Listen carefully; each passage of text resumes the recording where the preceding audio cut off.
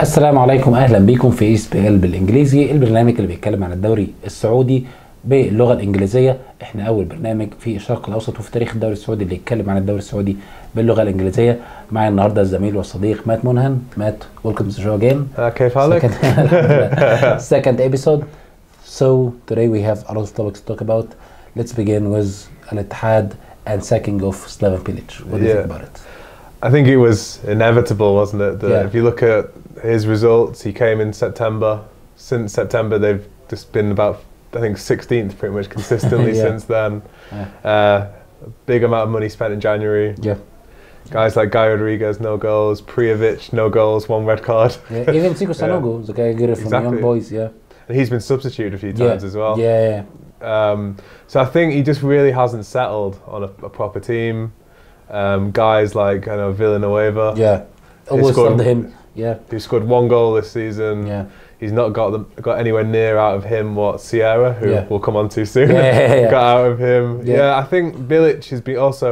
Saudi teams are often criticised for not giving managers enough time. Exactly. He's had many months. And all the Ittihad fans are saying, we hate him on social media. We hate him because he's trying to do us more defensive style of play, which they don't like. Because when you talk about Sierra was too much offensive and he's playing very good attacking football. So that's why Sierra, he's so often liked by Al-Ittihad fans. And he won trophies as well. 2 trophies. I think for me, Bilic, he's had more than enough time. I think he's in a very difficult part of his career now because West Ham didn't go very well. Ittihad hasn't gone very well football-wise. It's gone well financially. Signed so much big players. But it's not worked out for him. It'd be interesting to see where he goes next. So we talked about Bilic. Then we need to talk about Sierra, the Spanish coach. You know him. Recently he wasn't here in UAE coaching Shabab Al-Ahli. What do you think about him and his new era right now with Al-Ittihad? Well, Shabab Al-Ahli, I think he lasted 3 months. Shabab Al-Ahli chased him for a long time. The deal took a long time to complete. And then when he came in, I think the vibe I got from the club was that they were just very unimpressed with him. That he didn't look the part. He looked quite dishevelled. He didn't really click with the management. He didn't click with the players. The results didn't follow, and for Shabab Al-Ahli put a lot of stake in getting him, and for them to get rid of him after 3 months, that says a lot. But you can't really argue his record at Ittihad. I know they didn't do very well in the league last year, but there was a lot of problems at Al-Ittihad. Lots of financial wise, huge, not good players you have, but eventually he got the cup. Akaichi up front. Even right now he's with Al-Ittifaq in Saudi League, and he's not doing so much, but still he scored goals. Well, I mean, scored more goals than Prijovic. So it's I don't know. I think for me, Sierra, maybe some managers they just fit at certain clubs, in certain leagues. And maybe Sierra, with his tactics, normally likes 4-3-3, doesn't he? So I think maybe that works in Saudi Arabia. And if he wins against Al-Ahli in the Jeddah Derby, if he wins, he gets the 3 points. Right now, you are off the relegation zone. You're into the playoffs probably. So it's all about 90 minutes. If you get it right against your rival. Well, I think the Ittihad management have looked at the fixture list coming up. You've got Hazem, Feha, Batin, Ahud, and you've got the Champions League as well. Of course. So I think they've looked at it and thought, we need to get some results. It's becoming serious. Because you can't mess up this kind of stuff. Because right now you change players, you change your coach again. So what's next? They've spent so much money. They've been bailed out for so much money as well. So many FIFA cases against Ittihad for wages, and so I think there must be huge pressure on the Ittihad management to get this right. So we are talking about management right now. So let's go to a team who have a very good management on field and outfield. We're talking about, of course, Al-Hilal. Al-Hilal with amazing result with Zoran Mamic as the new coach. The transparency between Jesus to Mamic is going very well. Baftem Begum is doing great. Carlos Eduardo is doing great. What do you think about Al-Hilal now after cruising everyone? 2-0 at Al-Ittihad. Even though Ittihad are down at the bottom, to go to that stadium with that atmosphere and to be in such control. And what also impressed me from Mamic was the tactical fluidity. So he went to a 3 centre backs, 3 on defence. That's something from me watching him at Alain for the last few years. He never really done. I don't remember him ever doing that for Alain. Yeah. But it showed and it worked, and the players obviously love his methods. And what I like about Mamic as well, we saw last week on social media, the president coming down the Lion Cubs, the players on the dune buggies in the desert. So I think there's a winning spirit on the pitch and there's a collegial spirit off the pitch, and that is a good mixture. To talk about the players, Gomis, I mean, he's a star right now. Yeah. He's trending. Although his celebration didn't go down well. And about this kid, you know, this kid was scared and he gave him the t-shirt.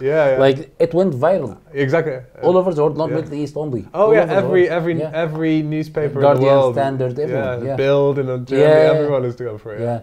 So, what do you think about Gomez if we're talking about Hilal? Gomez right now, he's a star of Premier League in Saudi Arabia. He's a star in the Middle East right now. I mean, he's the star in Asia right now, not just in, you know. He's top scorer, and he's got the joint most assists for a centre forward. I mean, €7 million.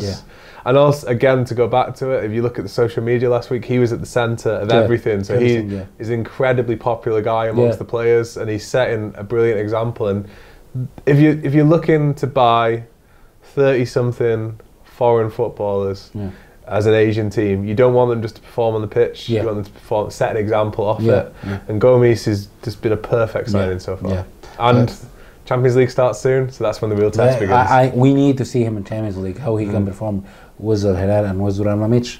So let's go to another team who's right now have a very good coach, experienced coach, but suffering eventually in the Premier League in Saudi Arabia. We are talking about الأهلي and Fusari.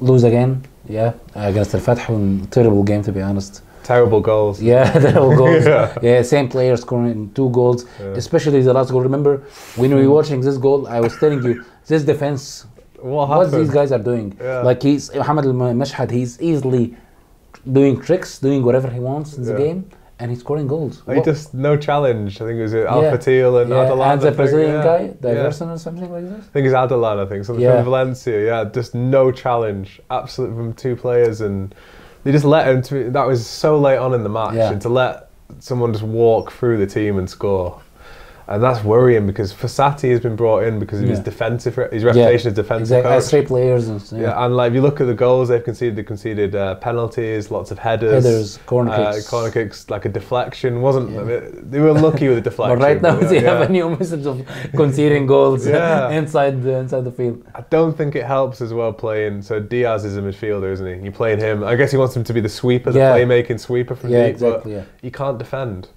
That's the problem. Like he played everything. He played centre back. He played right back. Right now he's defensive midfielder. And he's so harsh in tackles. That's why he got like 2 or 3 red cards this season. Like, what do you think of that? Like, they can progress more than this. They can do something in the Champions League. Well, I'd say I'd look immediately to Friday. You know, they got the Jeddah derby. And the pressure is already on for Fossati big time. And if that game goes against, so Ittihad, new manager, maybe new bounce, you know, morale lifts. And if they beat Al-Ahly, the pressure is enormous. From several years ago, before my time moving into the Middle East, and Fossati at Alain lasted, I think, 7 weeks. You know, so so could that be a repeat this time? But this is not going to be 2 months. Actually, it's going to be 1 month. I mean, imagine if this happens. Because we know what the reputation of what Saudi boards are like, and if the derby goes badly at the weekend, and say the Champions League starts badly as well, he could be gone soon. It's not good. And today they have a game also against Al-Wasl. And the Arabic Championship. So let's hope for Fossati the best, because right now he's like, this is the last years of him as a coach, because he's 66 years old. So. I mean, you just hope that he's not come to Saudi Arabia to top up his pension. He's actually come here, you know. You actually hope he's come here wanting to still, you know, still be a successful coach, rather than just come here and think I can get a few million euros and go back to Uruguay. So from Al-Ahli, let's talk about our final topic. Talk about Al-Nasr. Right now with the Portuguese coach Rui Vitória. They're doing good actually. Against Al-Ahli, winning 2-1 was 2 brilliant goals from Abdulrazak Hamdallah, 2 headers, of course. I mean, what a player! What a player. He's the 2nd best striker in Saudi League after Gomez. And how does he not play for Morocco? Right now I think Hervé Renard is trying to get him back to the national team. So right now with Rui Vitória, and another good game against Al-Fatah, 1-0. It's a very hard game for them. And in the Champions League, they progressed to the group stages after amazing performance 4-0 against Agmek, the Uzbekistani team, with the sub players, with a lot of sub players, youth players. An incredible goal in that game. So Tarek Nami, he's a decent player. Yeah. That's why we were talking about Saudi players as right back player in Saudi national team. You have 3 good players: Hamid, Mohamed Break, and right now. I mean, our Break is a machine, isn't he? Yeah. Ari and Robin of the right backs.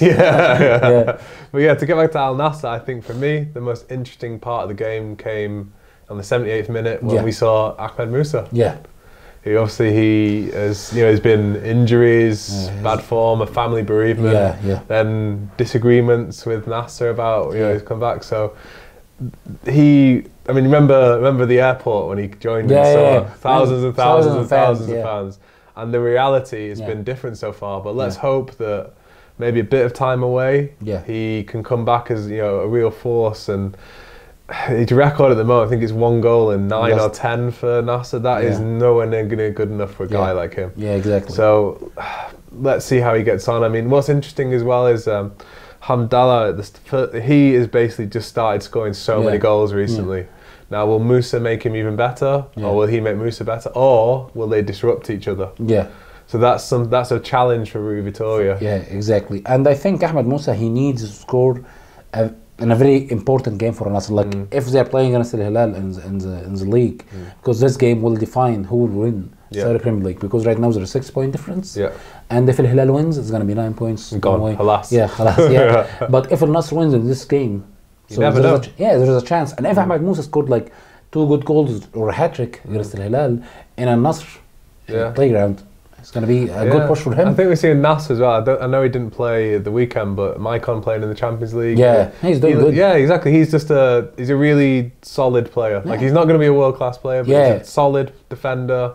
And he'll be good. I think he'll be good, really valuable for the Champions League. And if they're going to chase down Halal, they've got to be perfect for the rest of the season. So players like Maicon, Musa, if he steps up to the level we expect of him. Juliano also. Juliano is just a good player. He's a really good player. Good playmaker. He's a good playmaker and good in scoring goals. This would give him the best solution ever for Al-Nasr. When Abdulrazak Hamdallah is not doing good, when Nuruddin Mrabit is not doing good. So Juliano is the main key for scoring goals and making assists.